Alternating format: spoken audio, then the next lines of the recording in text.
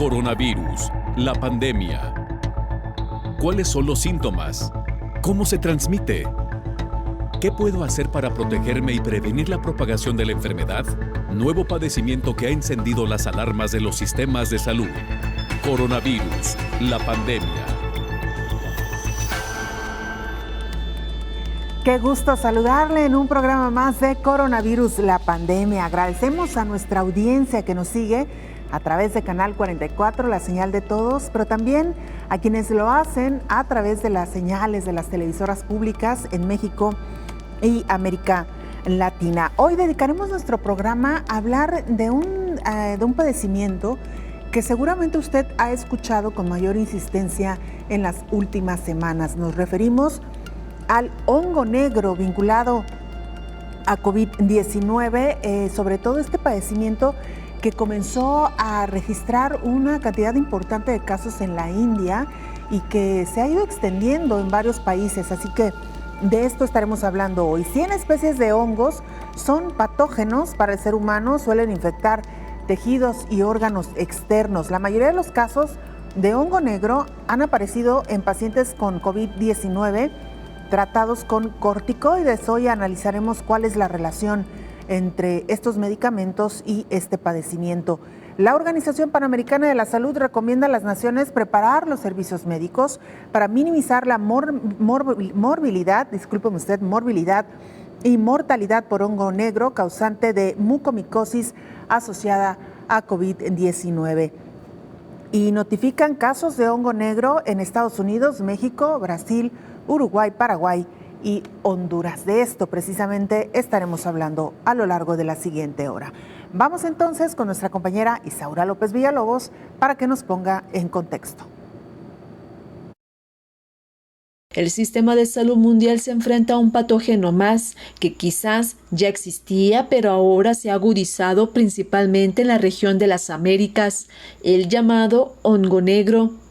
Ha surgido una variedad de información sobre los daños que ocasiona a los pacientes que tienen la enfermedad de COVID-19, principalmente en aquellos que le han administrado cierto tipo de medicamentos. En este caso, el común denominador son los corticoides. Aún no hay un medicamento específico para tratar al coronavirus y, sin embargo, algunos comienzan a hacer reacciones adversas a pacientes que tienen la enfermedad grave y llevan varios días en hospitalización. El planeta está rodeado de gérmenes, bacterias, virus, hongos y protozoos microscópicos que pueden causar enfermedades, pero algunos pueden ser de mayor afectación que otros y ocasionar graves epidemias y pandemias. En particular, los hongos son organismos multicelulares. De acuerdo con el entorno, pueden causar daño a la salud, principalmente en personas con sistema inmunitario débil y pueden desarrollar infecciones graves. El binomio hongo y COVID-19 ha generado una alerta en algunos países como en India, en donde se catalogó el hongo negro como una epidemia, ya que está afectando ojos, nariz y cerebro de las personas.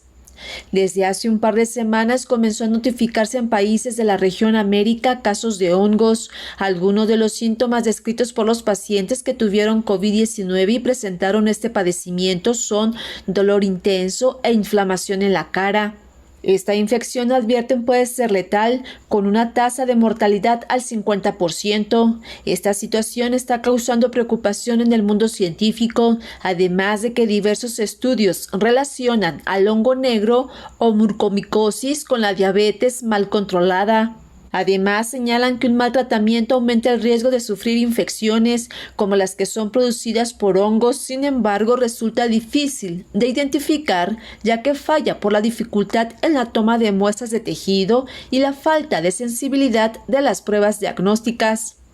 Algunas publicaciones hechas señalan que la dexametasona ayuda a reducir la mortalidad en quienes tienen una infección moderada o grave, pero puede ser dañino para quienes tienen infección leve de COVID-19. Estos medicamentos en algunos países como la India, donde se han presentado más casos de COVID-19 y hongo negro, se está tomando sin supervisión médica, por lo que comenzaron las autoridades a desalentar este tipo de automedicación, informó Isaura López Villalobos.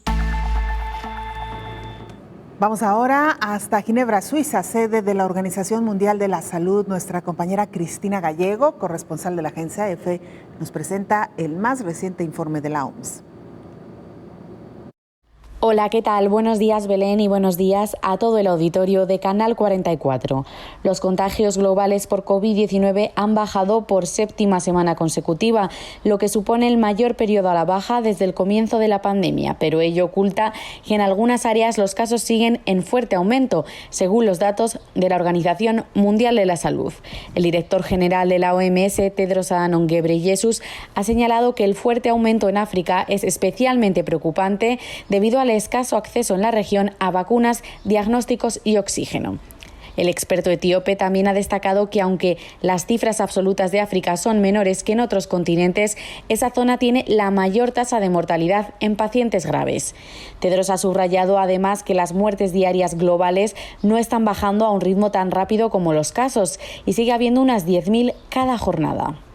Por otro lado, la emergencia de nuevas variantes del coronavirus más contagiosas indican que el riesgo es mayor para las personas aún no inmunizadas y que el virus sigue extendiéndose más rápido de lo que lo hace la vacunación.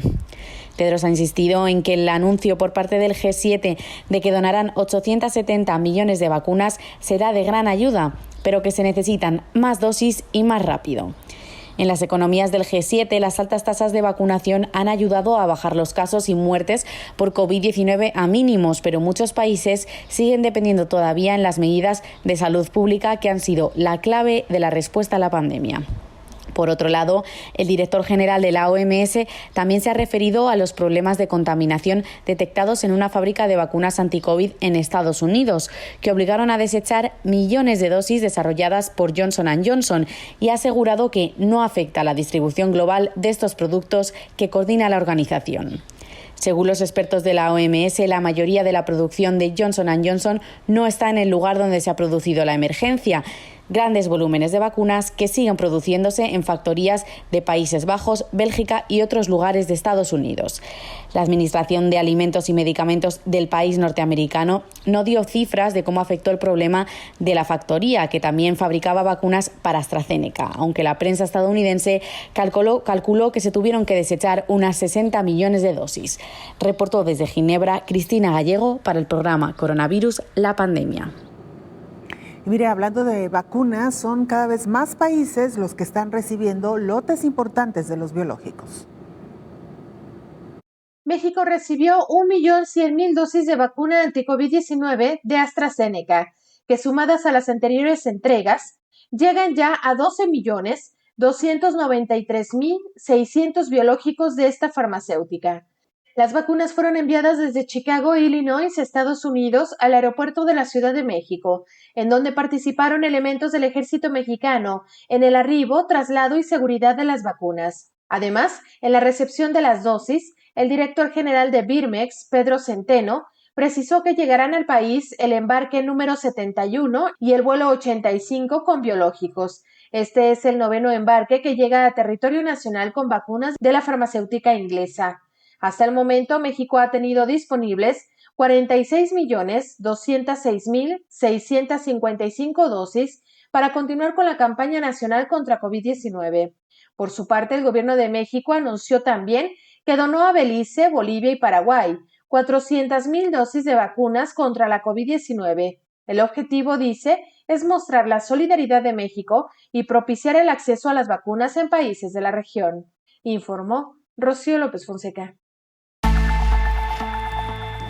Y en la Unión Europea ya es una realidad el certificado COVID que permitirá viajar con más seguridad este verano.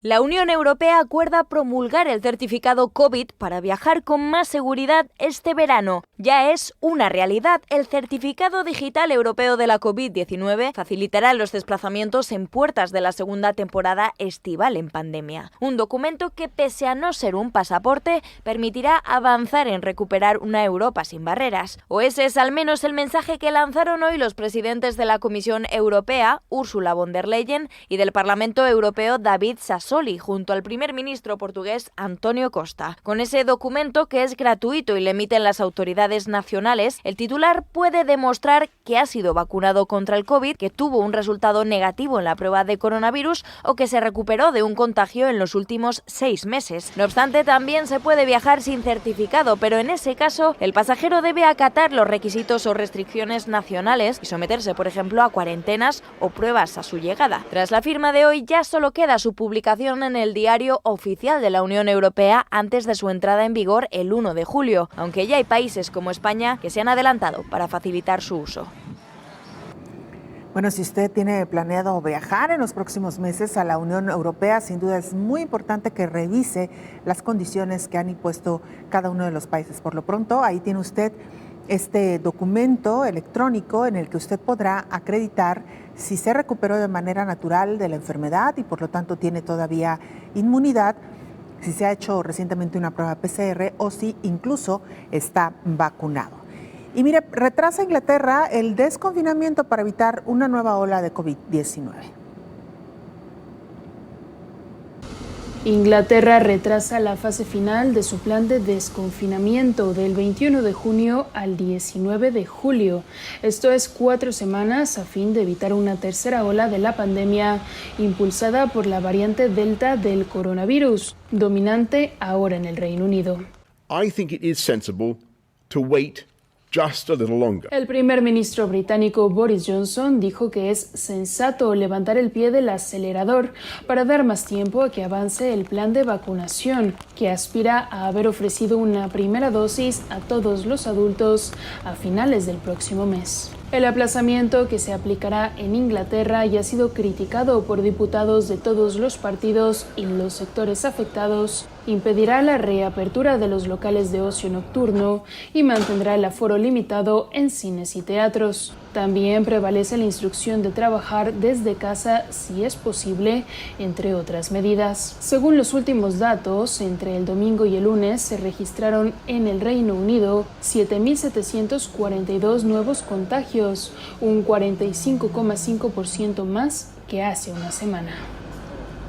Bueno, de Reino Unido nos vamos a la India. Como usted sabe, este país en las últimas semanas registró casos récord en materia de COVID-19. Después de varias semanas con estos índices, la India registra el mayor número de descensos, es decir, el menor número de casos desde abril, con 70,000 contagios. La India registró una disminución en las cifras tras varias jornadas seguidas, acumulando más de 400.000 contagios y una tasa de muerte superior a las 4.000 por la COVID-19. Este lunes el país asiático registró 366.161 nuevos casos y más de 3.700 fallecidos en las últimas 24 horas. En total, el número de infecciones asciende ya a los 22,6 millones, manteniéndose como la segunda nación más afectada por la pandemia solo por detrás de Estados Unidos. Asimismo, Nueva Delhi inició este lunes su cuarta semana consecutiva de confinamiento de sus más de 20 millones de habitantes para romper la cadena de contagios. En medio de una crisis de oxígeno, el país sigue recibiendo ayuda internacional para tratar de aliviar unos datos que se han acostumbrado a batir récords diarios. Desde el inicio de la campaña de vacunación, que comenzó el pasado mes de enero, se han administrado un total de 170 millones de dosis. Sin embargo, estas cifras se encuentran lejos de la meta inicial de inocular a 300 millones de personas para el mes de julio. Bueno, pues ahí la situación en India. Seguiremos haciendo un recorrido por los diferentes países, los diferentes continentes, para tomar el pulso de lo que está ocurriendo hoy por hoy con esta pandemia. Vamos a hacer una pausa, es brevísima, regresamos con mucha más información.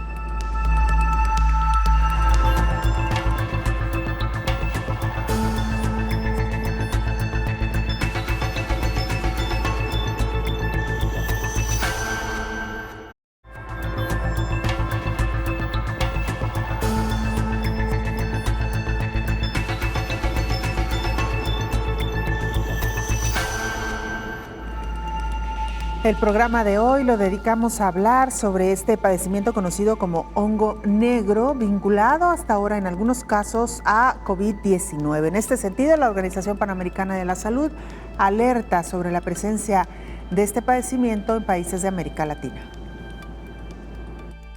Ante el potencial incremento de los casos de mucormicosis asociada a la COVID-19 en las Américas, La Organización Panamericana de la Salud recomienda a los Estados miembros preparar sus servicios con el fin de minimizar la mortalidad y la morbilidad por esta causa. La OPS detalla información de 18 casos, de los cuales 9 fallecieron y el resto fue reportado en evolución.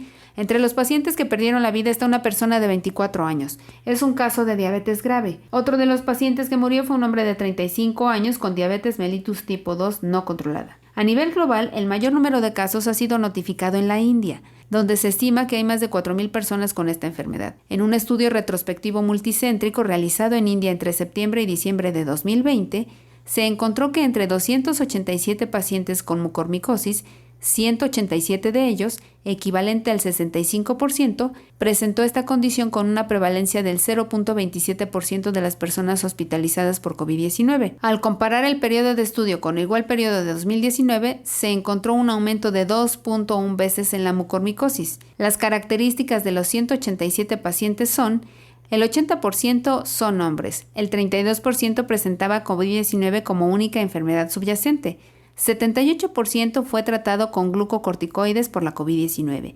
60% tenían diabetes mellitus, 62% tuvieron mucormicosis rinoorbital y 23% rinoórbito-cerebral. Se han descrito casos en Brasil, Chile, los Estados Unidos de América, Honduras, México, Paraguay y Uruguay, informó Elizabeth Ortiz.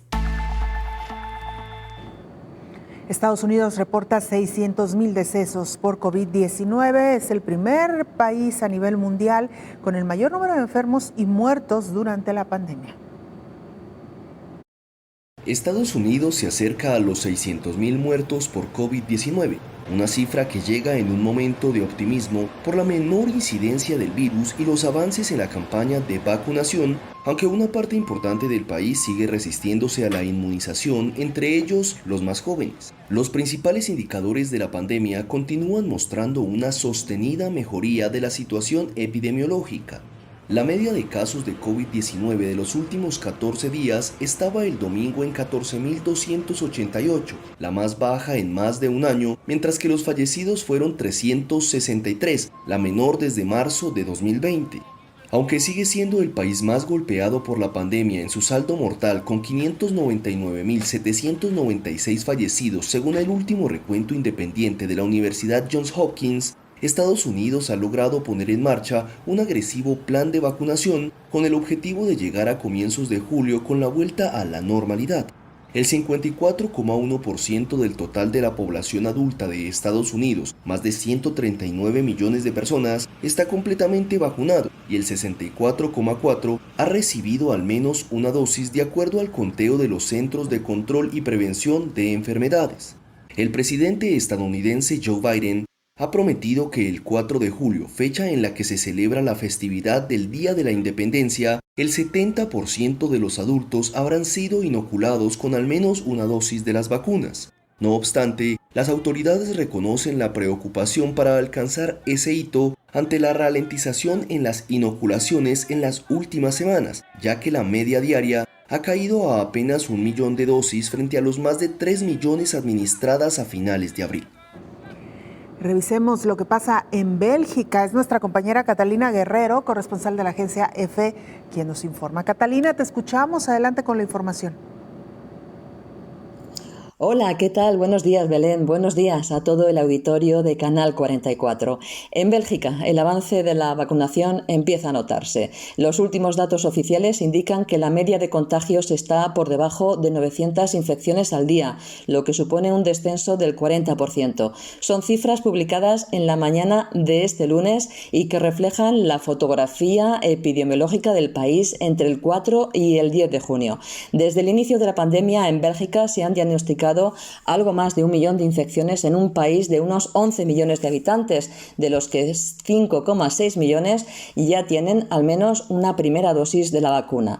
La tasa de positividad es del 2,7% y hay unas 700 personas hospitalizadas a causa del COVID-19, de las cuales 274 están en cuidados intensivos. El número medio de ingresos hospitalarios diarios por coronavirus también se ha reducido a menos de 50 150 personas, lo que supone un descenso del 31% en comparación con el periodo anterior. Entre el 4 y el 10 de junio, una media de 8,6 personas murieron al día como consecuencia del virus, lo que eleva el total a 25.088 muertes desde el inicio de la pandemia en Bélgica. Reportó desde Bélgica Catalina Guerrero para el programa Coronavirus, la pandemia. Bueno, pues ahí está lo que está ocurriendo actualmente en Bélgica. Regresamos al tema que hoy nos ocupa. Algunos hongos causan enfermedades graves que pueden ser mortales para el humano. De las 100.000 especies de hongos conocidas, solo el 0.1%, es decir, 100 especies, son patógenas para el ser humano. Los hongos suelen infectar tejidos y órganos externos, siendo la piel la más susceptible de ser colonizada por especies fúngicas patógenas. Normalmente estas enfermedades dermatológicas no son graves, pero sí hay veces, especialmente en países subdesarrollados, que estas pueden derivar en verdaderas deformidades. Estos seres vivos no destacan por ser patógenos, sin embargo, existen especies que sí pueden ser mortales para los humanos y hasta para los animales. Hay que recordar que los hongos no son plantas ni animales, aunque en algún momento fueron considerados como plantas. Hoy en día están clasificados como un reino propio. Algunos hongos causan infecciones en las personas. Algunas especies y en condiciones determinadas sí que son capaces de comportarse como patógenos, infectarnos y hacernos enfermar. Algunas de las patologías más comunes son la candidiasis oral, es una infección fúngica de la boca y también se puede presentar en la vagina. Pie de atleta, considerada como una de las enfermedades por hongos más conocida en el mundo, así como la onicomicosis, es decir, presencia de hongos en las uñas. La tiña, pitiriasis versicolor, la balinitis fúngica es una infección exclusiva de los hombres, que consiste en una inflamación del glande que puede extenderse hasta el prepucio. La esporotricosis es una enfermedad fúngica que, a diferencia de las anteriores, puede poner en peligro la vida del afectado. Está causada por un hongo que coloniza capas más profundas de la piel y desarrolla una patología más intensa, provocando la aparición de pústulas en el sitio de la infección, especialmente extremidades y rostros. La aspergilosis es una enfermedad fúngica y entra a nuestro cuerpo a través del aparato respiratorio, por inhalación de esporas, y llega a nuestros pulmones, donde empieza a crecer y a colonizar. Cuando esto sucede, se observa falta de aire, expulsión de moco con sangre por las lesiones en los tejidos pulmonares, fiebre elevada, pérdida de peso, tos, dificultad respiratoria. Esta neumonía pone en peligro la vida, por lo que hay que tratarla rápidamente con antimicóticos potentes. La histoplasmosis es una enfermedad fúngica que se desarrolla tras la inhalación de esporas del hongo Histoplasma capsulatum, las cuales se encuentran en las heces de pájaros y murciélagos, informó Rocío López Fonseca. Una semana intensa para México en cuanto a la recepción de vacunas. Iniciábamos ayer lunes la semana con el anuncio del secretario de Relaciones Exteriores, Marcelo Ebrard, informando que llegaban a la Ciudad de México 50,000 dosis de la vacuna Sputnik V contra COVID-19. Y también en las últimas horas, este día, se ha agradecido al gobierno de Estados Unidos por el envío de 1.3 millones de dosis de la vacuna de Janssen, la conocida como Johnson & Johnson, y espera también la vacunación fronteriza para las personas de 18 y más años de edad con 1.3 millones de dosis, un anuncio que lo había hecho ya el presidente Andrés Manuel López Obrador, y precisamente hace aproximadamente 2 horas se ha confirmado ya el arribo de estas dosis de la vacuna Johnson & Johnson provenientes de Estados Unidos, y que conforme al acordado entre el presidente Andrés Manuel López Obrador y el de Estados Unidos, Joe Biden, podrá beneficiarse a los habitantes de la zona fronteriza norte. El secretario de Relaciones Exteriores dice también que pues con estas dosis suman ya en total 47.600.000 biológicos que México ha recibido. Sin duda alguna, una noticia pues importante, porque este sector de la población en el norte del país, que no había sido considerado, sobre todo porque estamos hablando de mayores de 18 años, pues pueda ser ahora inmunizado.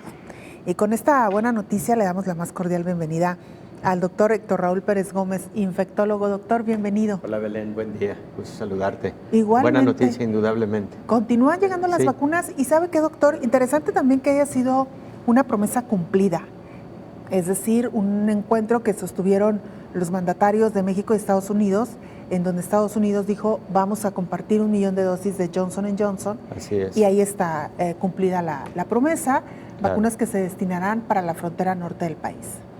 Claro, Belén, reactivar la economía en la frontera norte es muy importante para ambos países y creo que esta es una buena estrategia, indudablemente, y una vacuna de calidad, indudablemente también, que con una sola dosis brinda una protección mayor al 90% en cuanto a cubrir el riesgo de enfermedad grave. Totalmente. Doctor, todo un tema, el que hoy nos ocupa, tiene que ver con el llamado hongo negro, pero que nos da pie a hablar de estas enfermedades originadas por hongos. Me llama mucho la atención lo que decía Rocío en alguna de sus piezas informativas. No es un animal, no es una planta, y me parece que también son de estos seres vivos, claro, interesantes para analizar y para su estudio, y además usted, pues, que es experto en infectología. ¿Le parece, claro, si hacemos una pausa para no cortarlo y regresamos ya para claro, entrarle con directo? Todo gusto, Belén. Gracias, doctor. Una pausa, regresamos con más información.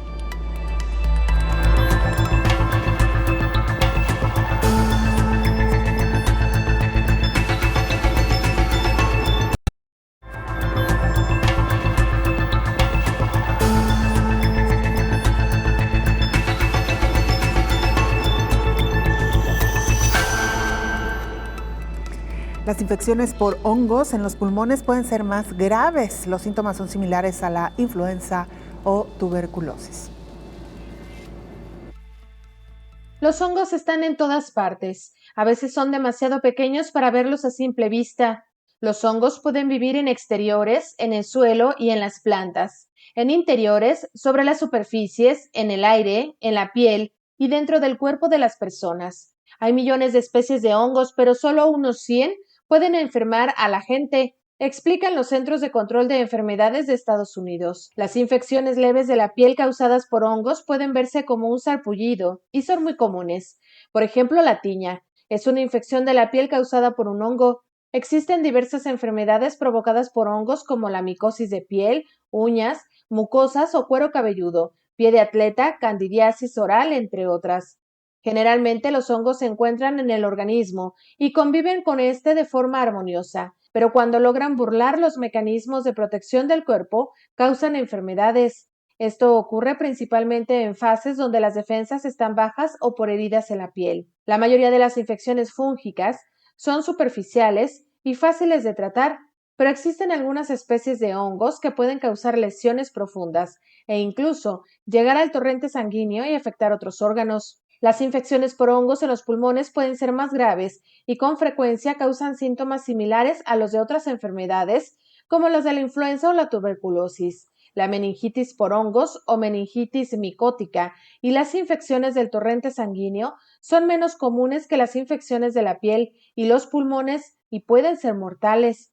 Debido a que los síntomas de las infecciones por hongos se pueden parecer a las de otras enfermedades, el diagnóstico y el tratamiento adecuados regularmente se tardan. Se pueden encontrar hongos dañinos en el aire, el polvo y la tierra. Los hongos causan enfermedades a los humanos de 3 formas: por envenenamiento, por infecciones parasitarias y por reacciones alérgicas, informó Rocío López Fonseca. En Argentina no habrá muchos casos de hongo negro, dice una patóloga infantil. La patóloga infantil Marta Cohen, egresada de la Universidad Nacional de La Plata, dijo a la radio pública del país que en Argentina no habrá muchos casos de hongo negro, pero que cuando los haya será en la zona de la Mesopotamia. Explicó que el hongo negro es una complicación que aparece en pacientes que han tenido coronavirus, que han estado con muchos síntomas o tratados con corticoides. Los corticoides manejan el tratamiento de los pacientes, pero también bajan la inmunidad. El hongo se llama mucormicosis. Es un hongo que no es exclusivo del coronavirus, expuso. Esta enfermedad existe en países o regiones donde hay contaminación de suelos, de agua, donde hay poca higiene. La especialista expuso que generalmente comienza en la zona de la cara, de la nariz, en las fosas nasales. Invade localmente los senos maxilares, puede tomar el ojo y se pierde también la visión. La gravedad del micótico es que tiene un 54% de mortalidad. Más de la mitad de los pacientes que se enferman con la mucormicosis muere, advirtió Cohen. Precisó que en el 70% de los casos han sido en la India en pacientes obesos que han recibido corticoides y que tienen diabetes tipo 2, informó Elizabeth Ortiz. Bueno, el llamado hongo negro nos da hoy pie para hablar, doctor, para conocer un poquito más de estas enfermedades originadas por hongos. ¿Qué son los hongos, doctor? ¿Qué causan en el humano? Y bueno, también hablar de qué tipos de hongos son los que pueden provocar algún padecimiento en el ser humano. Claro, Belén. Bueno, este es todo un tema, ¿no? Son múltiples las enfermedades infecciosas causadas por hongos. Vamos a dejar de lado las enfermedades que pueden adquirirse por hongos venenosos. Ese es otro capítulo que es muy, muy diferente a lo que serían las enfermedades en donde hongos microscópicos causan enfermedad en el ser humano. Mira, los hongos de manera general los podemos dividir en cuanto a enfermedades que causan en el ser humano, en aquellos que causan enfermedades superficiales y crónicas que afectan sobre todo a la piel y a las uñas, estas dermatomicosis que las personas conocen comúnmente como pie de atleta cuando la infección está en el pie y en las uñas del pie particularmente, etcétera, que son infecciones, aunque crónicas, habitualmente no causan enfermedad grave y existen una cantidad importante de hongos que generan este tipo de infecciones. Esas también las vamos a poner en este momento a un ladito, de ellas no vamos a hablar con detalle, porque el principal tema de hoy en la mesa es hablar de mucormicosis y COVID-19, a este que han llamado el hongo negro, por varias razones que vamos a comentar enseguida. Bueno, entonces concentraríamos un poquito más nuestra atención para hablar de aquellos hongos que causan enfermedad invasiva en el ser humano. Y cuando hablo de enfermedad invasiva me refiero a aquellos hongos que penetran a tejidos, a órganos, a sistemas de la economía corporal, que son graves, que se pueden comportar de tal gravedad que pueden llevar a la muerte. Y ahí tenemos dos tipos grandes así de síndromes o de enfermedades, unas de ellas conocidas como micosis diseminadas y oportunistas, y otras las conocidas como micosis endémicas. Bueno, en las micosis oportunistas se encuentra, o dentro de estas micosis oportunistas se encuentra la mucormicosis.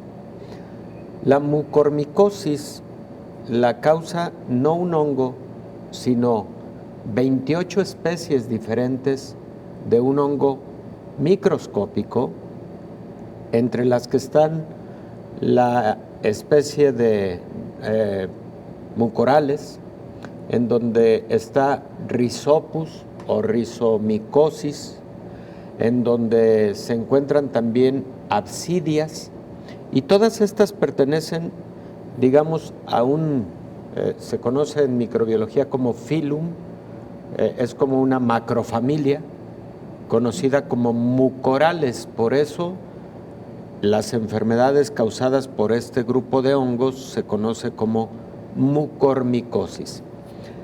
Se presentan de forma similar independientemente de que sea causada por una de estas 28 especies que por ahora se han reportado en el ser humano, y de forma conjunta se conoce como mucormicosis, insisto. Y escuchábamos hace un momento que esta enfermedad frecuentemente inicia generando invasión en las cavidades craneales, incluida la cavidad bucal, las cavidades nasales, en ocasiones los globos oculares, en algunas ocasiones, raras, muy raras, el oído. Y la forma más común de la mucormicosis es la que afecta precisamente a las estructuras craneales, incluido el cerebro. La mucormicosis, sin embargo, también puede afectar pulmones. Existe mucormicosis pulmonar, pero también puede existir mucormicosis en la piel y casi en cualquier órgano y sistema, pero lo más común es la mucormicosis en las estructuras craneales. De hecho, cuando afecta, por ejemplo, la boca, la nariz, los ojos, el cerebro, se dice que estamos frente a una mucormicosis oronaso-óculo-cerebral. Cuando estamos frente a una mucormicosis que ha afectado solamente la nariz, los ojos y el cerebro, decimos que estamos frente a una mucormicosis óculo-rino-cerebral, o sea, depende de las estructuras que afecta. ¿Qué es lo que hace este hongo? Bueno, por principio de cuentas, estos hongos son hongos que cuando se ven a la microscopía se identifican como racimos, como hongos racemosos. Estos hongos lo que hacen es invadir el interior de los vasos sanguíneos, los inflaman, los ocluyen. En virtud de eso, deja de circular adecuadamente la sangre que va a llevar nutrientes y oxígeno a los tejidos, y entonces ese tejido muere, ese tejido se necrosa, sufre gangrena, y cuando esos tejidos sufren esta gangrena, ¿de qué color se ven?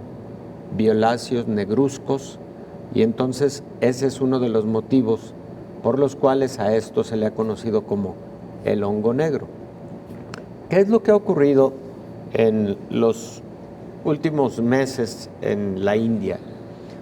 Hay estimaciones de hasta 9,000 casos en la India de mucormicosis ocurrida en pacientes con COVID, particularmente en las fases post-COVID. ¿Qué fue lo que pasó con estos pacientes? Bueno, muy probablemente la mayor parte de estos pacientes, además del COVID, tenían diabetes. Muy probablemente. 2, muy probablemente estos pacientes recibieron en algún momento altas dosis de corticosteroides como dexametasona, metilprednisolona, etc. Y es posible que también algún grupo de estos pacientes, alguna cantidad de estos pacientes hayan recibido fármacos inmunosupresores como los anticuerpos monoclonales que inhiben citoquinas inflamatorias en pacientes con COVID. ¿Por qué comento esto, Belén? Porque la mucormicosis la conocemos hace décadas. Nosotros, los infectólogos, atendemos mucormicosis no todos los días, pero sí atendemos algunos casos al año. Yo en particular, el último caso de mucormicosis que vi fue hace un par de meses, no asociado a COVID. Pero la literatura internacional científica y precisamente lo que nosotros, los médicos, los infectólogos vemos en mucormicosis es habitualmente a pacientes que tienen diabetes, que tienen una complicación de la diabetes llamada cetoacidosis diabética, que genera condiciones propicias para que este hongo se desarrolle. Entonces, lo tradicionalmente descrito con respecto a la mucormicosis es que se presenta más frecuentemente en pacientes diabéticos con cetoacidosis diabética, pero también se puede presentar en pacientes trasplantados, en pacientes con enfermedades hematológicas que están inmunosuprimidos.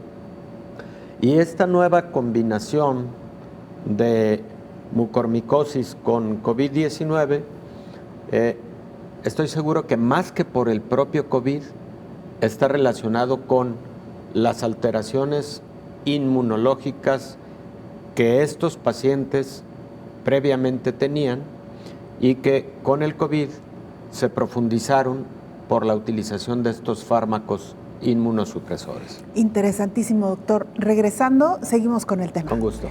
Vamos a la pausa, volvemos en unos minutos.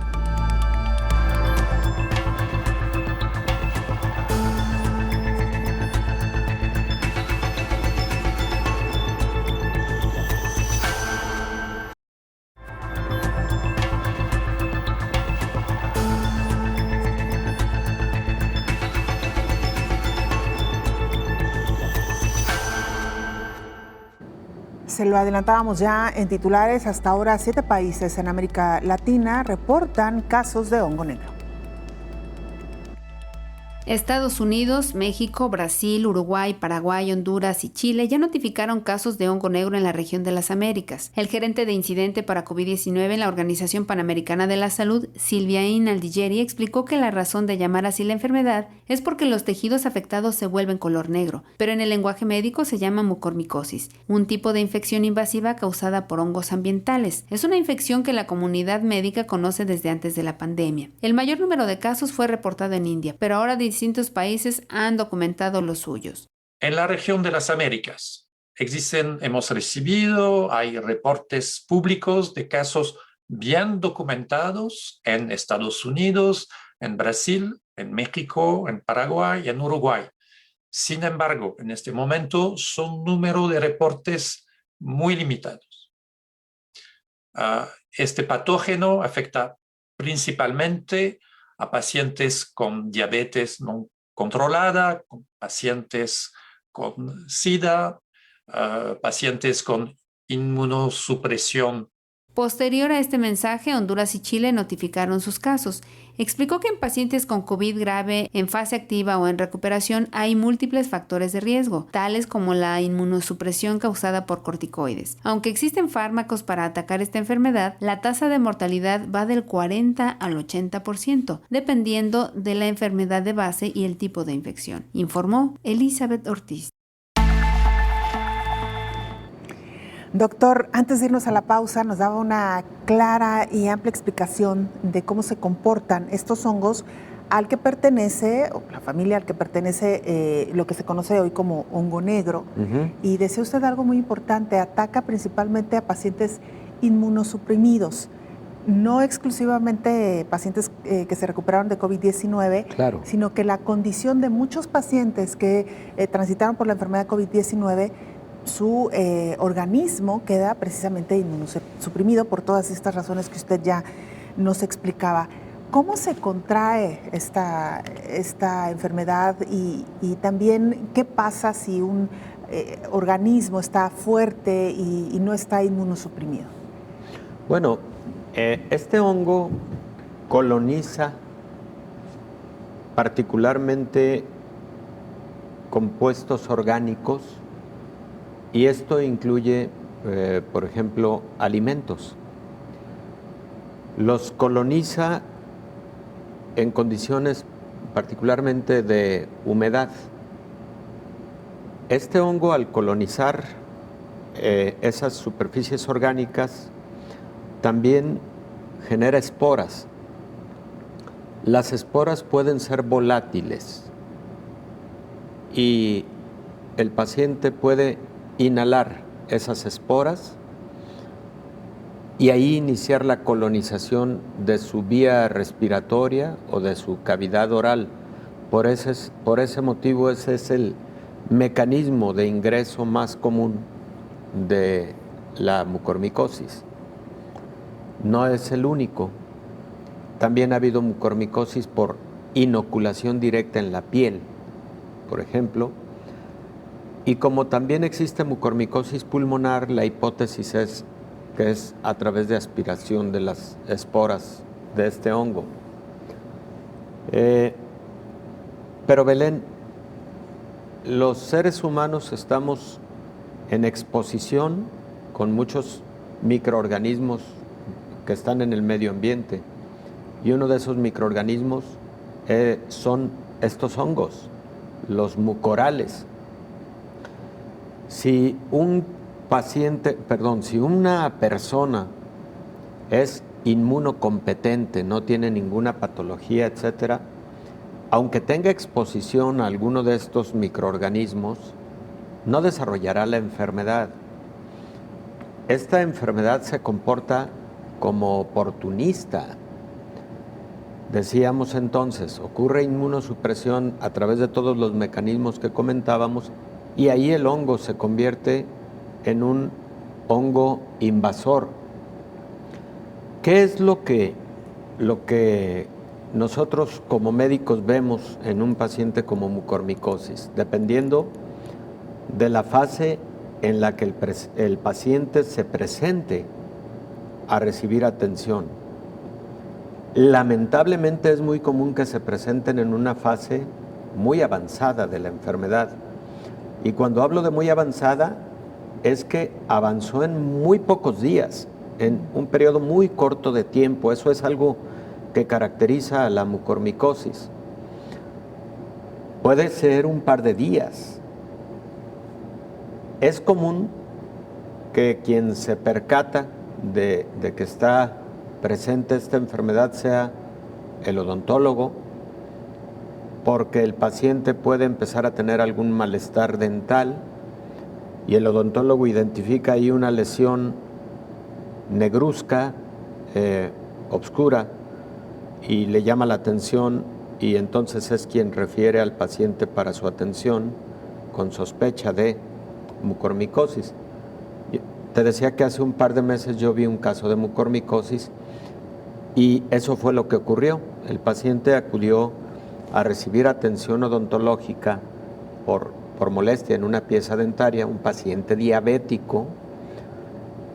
El odontólogo advirtió una lesión de 1 centímetro de diámetro aproximadamente en el paladar, negra, y tomó una muestra de esa lesión, se la envió al histopatólogo y el histopatólogo dijo: es un hongo con características de mucorales, sin decir qué especie, porque ese fue un hallazgo morfológico en la microscopía.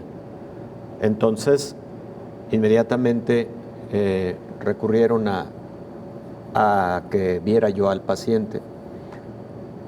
Efectivamente, el paciente todavía no tenía, por fortuna, invasión a cavidad nasal ni a senos paranasales, por cierto, es otra de las zonas de afectación por mucormicosis, y tampoco a las cavidades oculares, pero sí había generado ya destrucción en el paladar y invasión a un hueso que tenemos en la parte lateral de la cara, y esta invasión fue evidenciada a través de una tomografía axial computarizada. No había afectación cerebral. Entonces, este paciente, casi con el procedimiento de la toma de la biopsia, había quedado debridada la lesión y el resto del manejo fue manejo farmacológico con un medicamento que es el medicamento de elección para atender esta infección, conocido como anfotericina B. El paciente recibió anfotericina B y tuvo una buena evolución.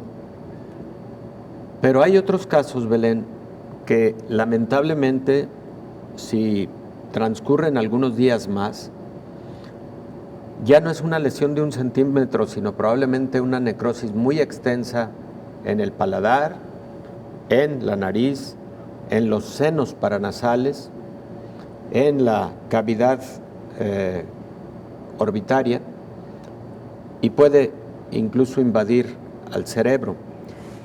¿Qué es lo que se tiene que hacer en casos así? Tienen que entrar los cirujanos de las diferentes especialidades, por ejemplo, el oftalmólogo, el otorrino, laringólogo, el neurocirujano, de manera conjunta para debridar todo el tejido necrótico que esté. Estos pacientes lamentablemente con mucha frecuencia pierden el ojo, pueden perder un ojo, y estos pacientes deben recibir tratamiento con estos medicamentos, anfotericina B en particular, y deben, incluso si hay necesidad de entrar varias veces a quirófano para estar debridando el tejido afectado, se debe hacer, porque a la mucormicosis hay que ganarle el paso, porque puede invadir de forma muy rápida. Eso es lo que ocurre con la mucormicosis. La letalidad en mucormicosis está por arriba del 50%, 55%. Lamentablemente es una enfermedad verdaderamente grave. Agresiva. No hablamos de otros hongos todavía que sí se asocian a pacientes con COVID, que reciben corticosteroides, pero tampoco sé si el tiempo nos va a permitir o si vamos a tener que abrir un nuevo capítulo en el siguiente programa, doctor. Sí, para hablar de hongos que afectan a pacientes con COVID-19. Por lo pronto, esto fue mucormicosis, mejor conocida como hongo negro, y que, por cierto, las alarmas prendieron con motivo de la cantidad de casos que se empezaron a observar en la India, alrededor de 9,000. Doctor, muchísimas gracias. Gracias, Belén, con todo gusto. Sobre todo, gracias a usted por habernos acompañado. Hasta la próxima.